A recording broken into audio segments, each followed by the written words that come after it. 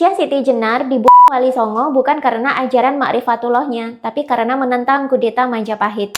Ini adalah sekelumit kisah lain dari buku Darmo Gandul berikut ini. Ini adalah serat kuno yang mengisahkan tentang bagaimana dulu kerajaan Majapahit runtuh akibat kudeta anak lakinya sendiri yang dipengaruhi oleh Wali Songo dan karena ada permainan agama di dalamnya. Sejarah mainstream mengatakan Syekh Siti Jenar dibunuh karena ajaran makrifatnya berbahaya. Sebab di situ Syekh Siti Jenar menyatakan bahwa dirinya adalah Tuhan. Memang manusia yang sudah mencapai makrifatullah, sekat antara dirinya dengan Tuhan dan alam semesta itu tidak ada. Makanya manusia akan mengalami yang namanya penyatuan mistik, di mana ini akhirnya membuat dia sadar bahwa dia dan Tuhan adalah satu. Makanya akhirnya diterjemahkan secara literal bahwa Syekh Siti Jenar yang sudah makrifat adalah Tuhan. Ini bagi pemahaman orang-orang syariat tentu dianggap sesat dan syirik, karena dianggap menyamakan diri dengan Tuhan. Syekh Siti Jenar pun kemudian dibunuh karena ajaran Ma'rifatullahnya dianggap berbahaya. Tapi Darmo Gandul memiliki kisah lain. Dalam Darmo Gandul, Syekh Siti Jenar dibunuh karena dia menentang upaya Wali Songo untuk mengkudeta Majapahit melalui Raden Patah. Menurut hemat Syekh Siti Jenar, kudeta terhadap kerajaan Majapahit itu tidak diperlukan. Apalagi sampai pakai doktrin kalau membunuh pemimpin kafir itu halal segala macam. Penolakan Syekh Siti Jenar dalam forum pertemuan di Demak itu dinilai berbahaya karena bisa menyadarkan para bupati, sunan, dan juga wali-wali lain yang sebelumnya bisa dipengaruhi oleh agenda kudeta tersebut. Akibatnya kudeta bisa dibatalkan dan upaya wali untuk menguasai tanah Jawa yang menjadi pusat perdagangan strategis kala itu bisa batal. Raden Patah bisa batal jadi Raja Jawa dan ini membahayakan posisi beberapa wali Songo seperti Sunan Giri dan Sunan Bonang yang kala itu mulai diperangi Keraton Majapahit karena tidak mau lagi membayar pajak. Dalam aturan kerajaan Majapahit, semua pemimpin wilayah Kedaton termasuk para wali dan sunan wajib membayar pajak sebagai tanda tunduk kepada pemerintahan pusat Majapahit. Tidak mau membayar pajak dulu dianggap sebagai upaya makar dan tidak lagi mengakui kedaulatan pemerintahan pusat.